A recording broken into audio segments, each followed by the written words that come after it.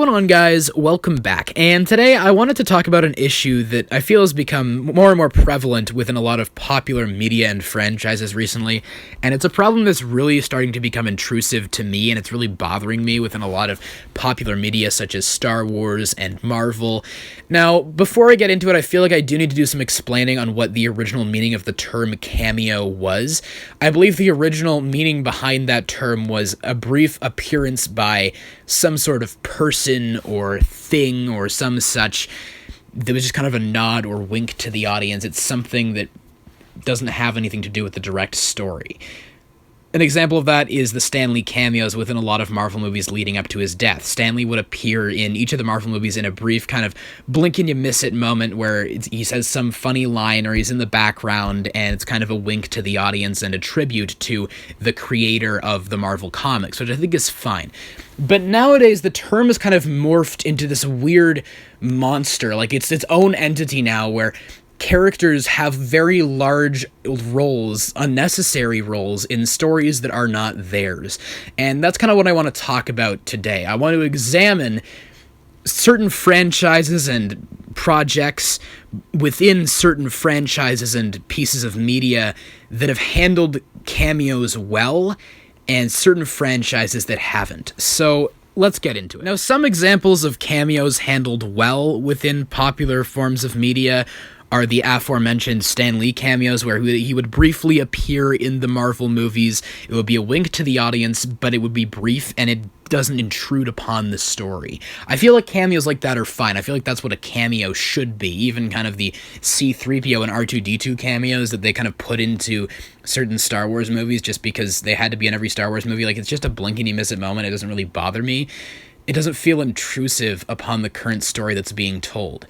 And cameos or characters reappearing don't bother me within specific stories if they have a purpose in the story and they don't intrude upon it. They don't take over the narrative. They don't intrude upon what could be a potentially interesting story. I feel like the recent Star Wars television shows have actually handled this really well. One example being the Mandalorian Season 2. The Mandalorian Season 2 brought in a lot of familiar faces to Star Wars fans. You have Bo-Katan, Boba Fett, and Ahsoka Tano being three primary examples. And those don't bother me because they have a purpose within the story. It's nice fan service for people who like those characters and who have seen the other Star Wars television shows, but they don't intrude upon the story being told. People who haven't seen those shows can still watch it and enjoy it, and they have a purpose in the story. They progress the plot for the main character. They just play a side role within the main story about the main character. But they do play a role within the story. They aren't just there to be like, hey, hi, I'm here. Like, that's what I feel an intrusive cameo is. I feel like the Mandalorian Season 2 handled that pretty well until you get to the final episode where Luke Skywalker shows up. And that's kind of the most indulgent, I feel, cameo within the Mandalorian Season 2 because while it does progress the story, it takes the attention away from the main story. It deludes what could potentially be a good finale for the characters involved, but instead draws your attention away from those guys and onto this other character who's like the Jesus of Star Wars. And it feels weird because we should be focusing on these people over here. This is their story, not Luke Skywalker CGI face guy chopping up robots. Like, it feels like the focus completely switches, and that's not how a cameo should be handled because it's intruding upon the story. You could have had a potentially interesting showdown between the characters and the antagonist, the droids and Moff Gideon, and they have to come up with some kind of creative solution to the problem that they have found themselves in, instead of just some other Deus Ex Machina character showing up and doing the work for them. That's what I feel is a cameo that is poorly handled. Then we have Star Wars The Bad Batch Season 1, the most recent kind of Star Wars product that has come out. And I feel like most of the cameos were well handled in this show. A lot of people complained about it because there were plenty of cameos. Almost every episode there was a familiar face showing up. But I feel like they all served their purpose well and didn't stick around. That's the problem with a lot of cameos, is that they show up and they stick around for too long. They start to draw the focus away from where the focus of the story should be on the main characters who are at the heart of the story. Within the Bad Batch, we have characters like Captain Rex, Hera, or Gregor, for example, at the end of the season. In Rex's episode, he shows up, finds the Bad Batch in a logical way. He doesn't just show up out of the blue for no reason, and he says, hey, I can help you get your inhibitor chips out. He does that, and then he's like, all right, peace out, bye. He just leaves. I feel like that is good. He didn't stick around forever and intrude upon the story being told. Then you have Hera, who does take up a lot of screen time and has an episode almost entirely dedicated to her where the Bad Batch don't really play a significant role, but it still adds to the story, it adds to the themes, because the Bad Batch have to go out of their way to help more people. The story of the Bad Batch is about finding purpose, and it's just another step on their journey to discovering purpose. That's why the cameos work there, because they are familiar characters, and they're able to give a different perspective for us through characters we are familiar with, while also adding to the story being told. Another instance of the cameos not intruding upon the story is in the penultimate episode. We have the character Gregor appear, who was a character from Star Wars: The Clone Wars and Rebels, and I thought going into the finale that he was going to join the characters and go on this adventure with them and, you know, go stop the bad guys or whatever, go rescue Hunter in the final episode. But they don't do that. They have a very quick explanation in the final episode why Gregor can't go with them, and then they go off on the mission on their own, and the story continues to be told and continues its focus on the characters who are at the heart of the story. That character doesn't go with them, he doesn't intrude upon the story, because the writers, the people behind the story, knew where the focus should be. They didn't divert the focus to something else superfluous that doesn't have anything to do with it. Originally, I was disappointed that Cal Kestis, the character from Jedi Fallen Order, did not appear in the Bad Batch show, because they go to the planet Bracca, which is where Cal Kestis was living at that point in the timeline. But thinking back on it now, I think it was a wise decision to not include him, because it would have added an unnecessary cameo that intrudes upon the story being told. They were able to keep the focus on the story of the Bad Batch and their relationship with Crosshair in the 2 episodes set on Bracca, and they didn't divert their attention to this other superfluous element that was Cal Kestis, you know? They always kept the focus on where it should be within the Bad Batch show.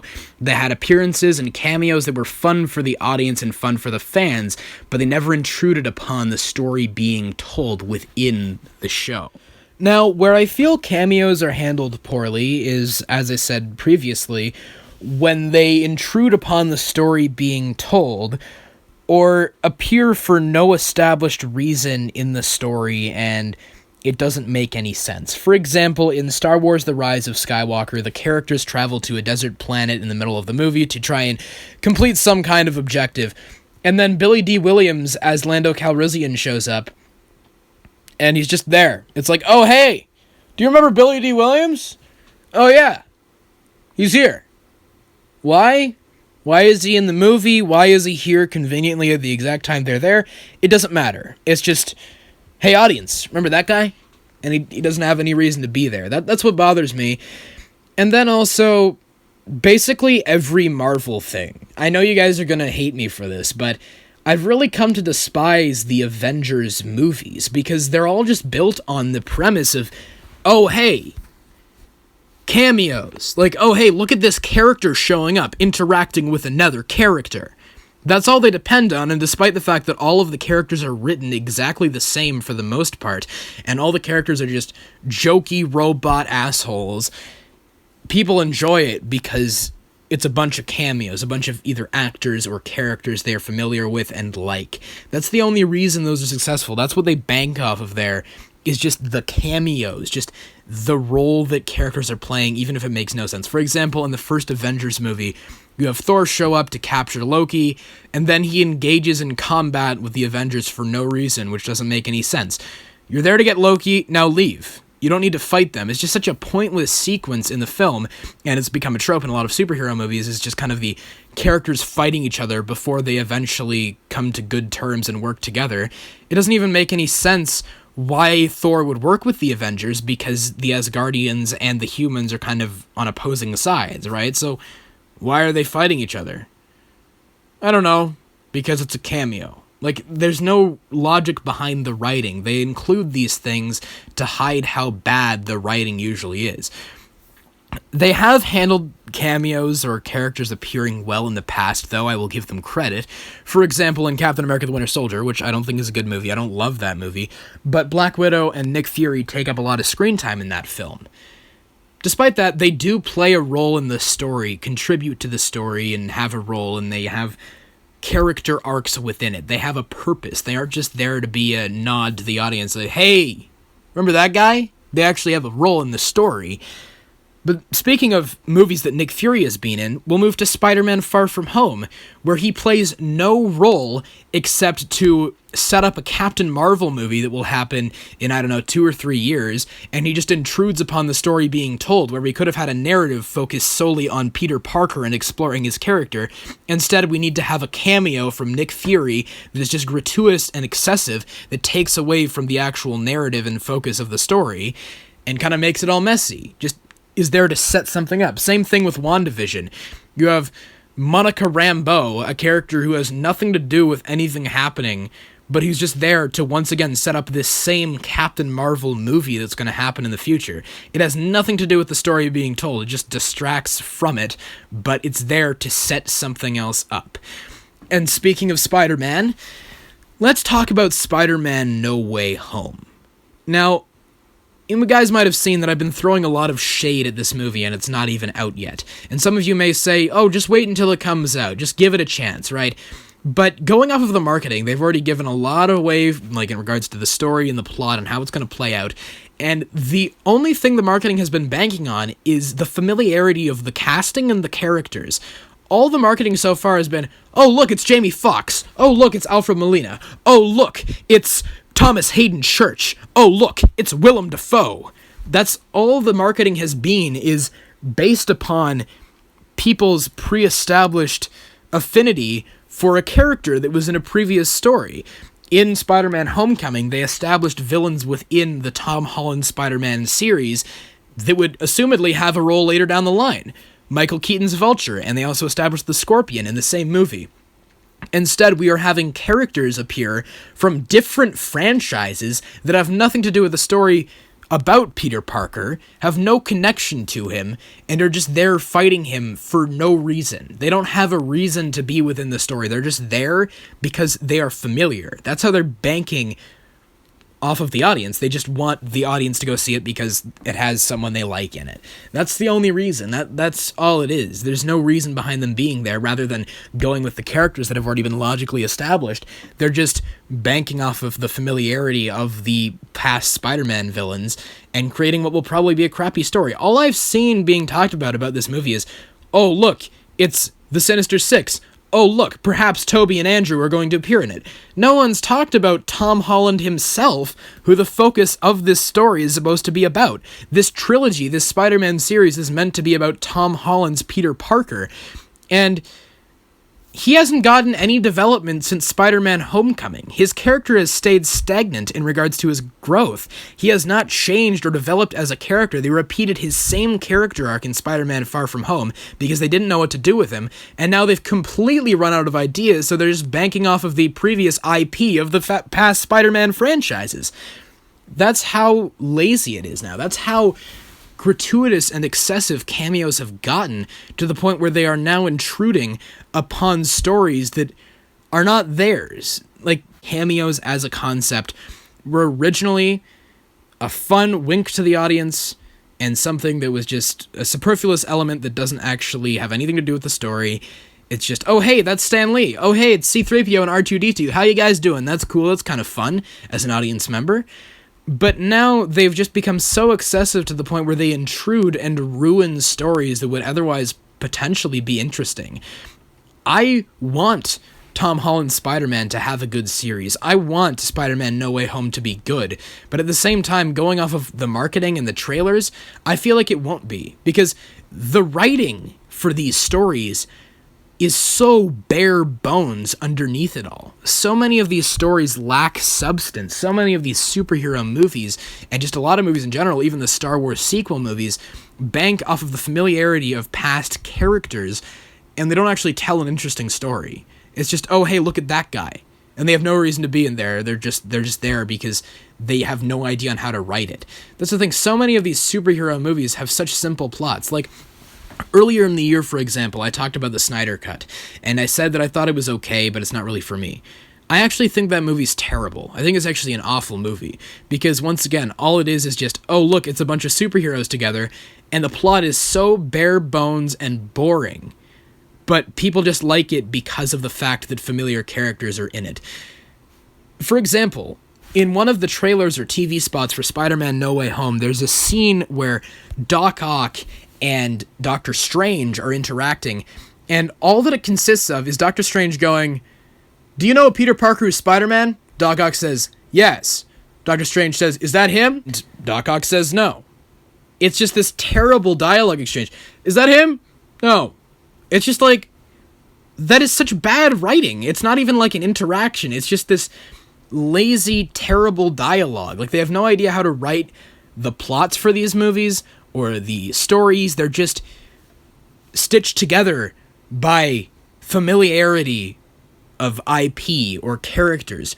There's no actual substance behind it. All I've seen people talking about behind that interaction is, oh, he referenced Tobey Maguire. Oh, it's Doc Ock and Doctor Strange interacting. How cool. But the writing behind it has no substance. It's actually a terrible bit of dialogue, but people are excited about it because they referenced a character they like. That's the only reason. Because if you just looked at that as if it was two random people interacting in a different movie, then it would just be like, what was that? That was a laughable exchange of dialogue. But people give it a pass because it's a familiar character or two characters that they like interacting. That's why I feel cameos in modern media are beginning to intrude on the stories being told. I feel like cameos are fine when they're either a wink to the audience, something brief that doesn't intrude upon the story, or if they are naturally built into the story and amplify the themes or the journeys of the characters. Not when they take over the entire story and draw the focus away from where the story should be focused on, the characters at the heart of it. And it's not strictly, a Marvel problem, as I've said. I think the Star Wars sequels have handled it just as poorly as a lot of recent Marvel projects, but it's just something that's a problem in modern media. I've just been using these two big franchises as primary examples because they're the most easy to kind of pick apart, but there are countless other franchises in recent forms of media, Ghostbusters, everything else. All they bank off of is familiarity. It's just familiarity, it's just cameo. And with all that said, that's why I believe cameos are becoming a detriment to modern media. So you guys, please let me know all your thoughts in the comments below. Do you agree with me? Do you disagree with me? Just, once again, whatever your thoughts are, please let me know them all in the comments below. And of course, as always, I hope you guys have a great day. Take care.